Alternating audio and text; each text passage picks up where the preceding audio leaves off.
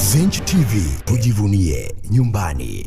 Rais wa Zanzibar na mwenyekiti wa Baraza la Mapinduzi Dr. Hussein Ali Mwinyi amewahakikishia wananchi kuwa serikali itawalipa fidia wananchi wote waliopisha utekelezaji wa miradi ya maendeleo katika maeneo yao, na akisisitiza kuwa hakuna mwananchi atakayedhulumiwa haki yake. Rais Dr. Mwinyi ameyasema hayo leo hii siku ya Jumanne ya tarehe 6 Januari mwaka 2026 wakati wa hafla ya ufunguzi wa barabara ya juu kwa maana ya flyover iliyopewa jina la Dr. Hussein Ali Mwinyi iliyopo maeneo ya Mwanakwerekwe mkoa Mjini Magharibi, na ikiwa ni sehemu ya shamra za maadhimisho ya miaka 62 ya mapinduzi matukufu ya Zanzibar. Rais Dr. Mwinyi ameeleza kuwa serikali tayari imeunda kamati maalum ya uhakiki na tathmini ya fidia katika maeneo yaliyopitiwa na miradi ya kimaendeleo kwa lengo la kuhakikisha kila mwananchi analipwa stahiki yake kwa haki na kwa mujibu wa sheria.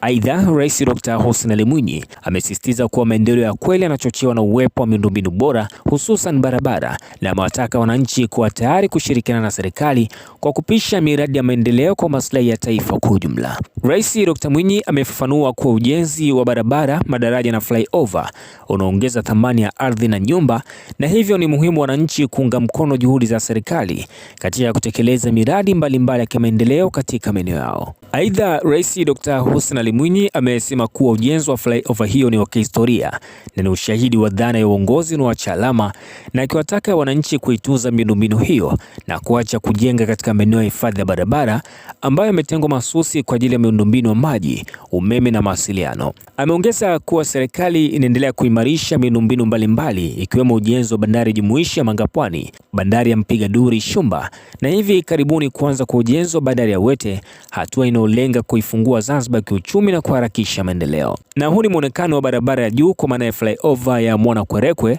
ambayo imefunguliwa rasmi leo hii siku ya Jumanne, na bado ni kwamba miradi mbalimbali inaendelea kufunguliwa hapa visiwani Zanzibar, ikiwa ni shamra za kuelekea kwenye maadhimisho ya 62 ya mapinduzi matukufu ya hapa Zanzibar. Na hii ni Zenj Online TV. Tunakusihi sana, kama bado haujasubscribe channel yetu ya YouTube, uweze kusubscribe, kulike pamoja na kucomment na kuendelea kupata taarifa mbalimbali kwa kila siku na kila wakati. Zenj TV, tujivunie nyumbani.